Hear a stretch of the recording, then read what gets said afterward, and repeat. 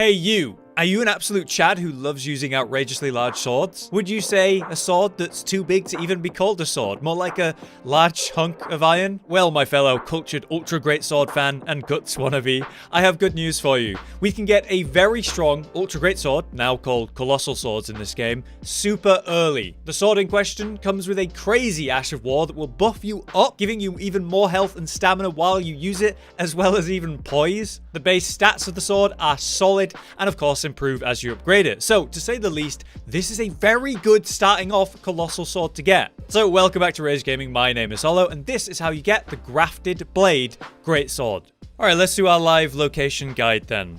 Now, as you can see, I am where you begin the game. As you come out of the tutorial, you're going to step outside of this stranded graveyard or the Cave of Knowledge, and you're going to be at the first step. And you're going to be looking towards the main castle, which is apparently really boggy right now, that leads all the way up here. This is the main story that we did in the network test, right? And it leads up there. Instead of doing that, you're going to want to do a 180 and come down this way to this road. And then just simply follow it across the bridge, all the way down here. Just keep following the road until you come across Castle Morne, which would bring you to about here. Now, where I'm standing at this very second will not be me explaining a location in a video. No, there will actually be a giant with a bow. As you can see, he's very friendly. Honestly, don't be too scared. I would recommend just, using the horse, using Torrent to break line of sight as you see me trying to do, and getting up close, and then target the glowing spots for extra damage. He's really not too bad, just like any giant, you hit his feet, you run out before he can stamp. As soon as you get too close, he stops using his bow, so yeah, it's not too bad. And once he's defeated, you shouldn't have really any issue coming to this area and going in the castle, but you can just run right by him if you really want to. Either way, once you take him down or run right by him, you can enter Castle Morne, and as you can see, we have a grace here on my left, which is what you can orientate yourself to or get your checkpoint sorted.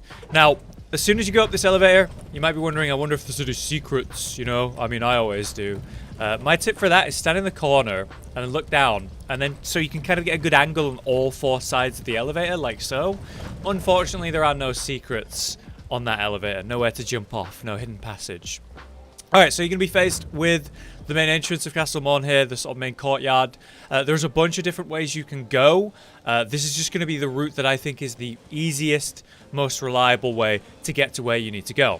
So we're going to run straight through. We're going to ignore all these dudes, and we're going to ignore the pumpkin head. You run right past them all and turn right. Around this corner. There'll be one guy just, minding his business, cutting someone up. We leave him alone. He seems like a nice guy. I'm going to go up the ladder. You can sprint, climb ladders. If you didn't know, you just hold the sprint button while you're going up. You can do the same thing when you're going down, or double tap it to drop off the ladder even faster. Just don't do that from too high up. Alright, it's going to be a bunch of guys going to attack me now. Obviously, the guy that's following me behind is not being so nice anymore. Hi, bud. Why are you being so rude? Alright, bye. He's fine. He's got wings. That's good enough. Alright, so all we need to do is cross this bridge and drop down on the right. So if I just make it through here, hopefully okay. These guys will absolutely blast you. If you have a shield, I recommend running while blocking like I'm doing. Anyway, we just drop down to the right. And oh, would you look at that? It's a grace. So if you've got loads of enemies on you, you're in danger, it's really not that hard to drop down here. Activate and rest at the grace. Get rid of them all. So now we're on the other side of Castle Morne. This is where you want to be going. We're going down there. So we're just going to drop down. Be very careful when you are making this jump because there is a gap. I recommend sprinting and jumping. And then you can drop down here safely. There's nothing really going on in here. There is an ambush slime above me there. And some dude in a corner who's minding his own business. And all of these guys are generally minding their own business, which is really nice of them. Because I can just walk past them. Completely ignore them, except for this slime. He's a jerk. We're gonna drop down onto this building. You can hear a health beetle down below me. Where is he? There he is. So if you are low on flash, you can kill that and get one more flash charge. But honestly, you're not gonna need it once we get down here. Alright, continuing on. Just gonna drop down a couple more levels. Here we are. And we're going to go down the tower. Now, very careful when you're coming down here. You want to drop onto the rafters. There are a bunch of rats down here. You can actually drop onto this lip here. And if you have ranged abilities, you can go ahead and just like kill a bunch of the rats without having to fight them. I think there's about 4 of them or so. I just come outside here and stand here and kill them. That's the general strat, rather than stand inside and get overwhelmed. But we don't really care about them. It's not a big deal. Now, this is where you want to go, right there. But before you do so, turn around on your left, over here. Another grace.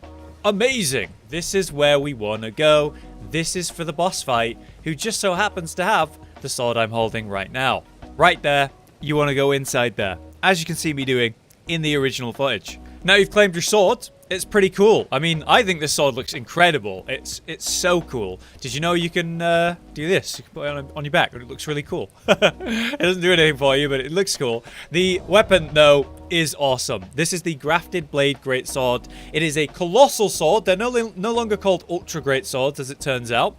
And it has pretty insane base stats. At +0, completely unupgraded, it had the same damage as my +3 Lord Sworn's Greatsword, which is pretty solid. Now I've upgraded it, it's another 50 up. It's scaling with C on strength, so it's very solid. The problem is it requires 40 strength to use.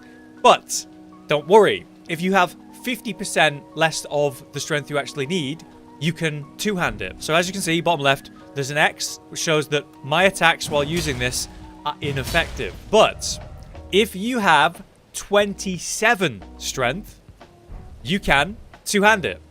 And there you go, look, the X is gone. These attacks are now fully effective. Now the problem with two-handing a ultra great sword like this, or sorry, colossal swords, it can be quite vertical. These are great things when we're talking about trying to aim up high.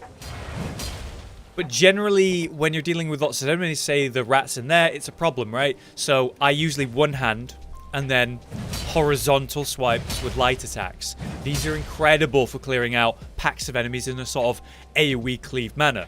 So you still want to get 40 strength because that's very important, but you can two-hand it, and it is very strong when you do. Hello. But let me give you a display of Oath of Vengeance real quick. So this is the Ash of War attached to this weapon. Here it is. Don't worry about the status effects. What you can see is my health has shot up in its size. It now has a bigger health bar, and also my stamina bar. And also, I have poise, so I can just kind of blindly swing through. And in many cases, an attack will not interrupt me because I have raised poise because of this buff. To really highlight how much this buff is insanely effective, let's take a look at my HP. 619, and my stamina is 94. Let's pop it on. I now have 760 health, and my stamina is 101. This is a really solid chunk of extra health and extra stamina, especially when you're swinging around something that is so heavy and pretty, you know, consuming on the stamina, especially when you're rolling around in a boss fight, because you gotta. Now, to upgrade this sword, you are not able to use the regular weaponsmithing stones, unfortunately. You do need somber smithing stones, which come from various sources. You're going to find quite a few of them sort of around from certain boss fights or certain areas in the opening section of the game. But to be honest with you, once you continue the main story beyond Stormveil Castle, I'm not going to spoil too much, but once you go ahead and go into the next area, the very next area, the lakes, there are a lot of them there that I'm beginning to collect now for this weapon. So as soon as you get this weapon, you want to upgrade it like crazy, follow the main quest and get exploring in the lake area. Here are some extra tips to help you. Obviously, leveling endurance will increase your weight limit, but here's another way to increase your weight limit. We can get the talisman. Just like the old Havel's ring, the arsenal charm will raise your max equipment load in the same way. During Stormveil Castle, you'll find Nephili, just before the main boss. To find her, you just need to turn around from the main boss area before you go in, and then run past this giant. Down here on the left is a room with Nephili, and she'll ask to join you for the boss fight. Even if you don't actually summon her or have her help you, she will still appear at the round table after you kill said boss. Speak with her here in the round table then to receive your arsenal charm, and that'll really help with how heavy your sword is. But that's my quick guide. I hope this was helpful. Please drop a like so I can actually continue to make more videos like this. But for now, I've been Hollow, you've been you. Thanks for watching. Josh, Cotton, and Hollow with the videos, dropping the humor like a hammer on your tippy toes, bringing entertainment on a daily arrangement to take our insanity and turn it into entertainment. Yes, I said entertainment twice, to reiterate that it is nice to look into your faces on a mostly daily basis when you let us in your homes to make the whole world a stage. Goodbye.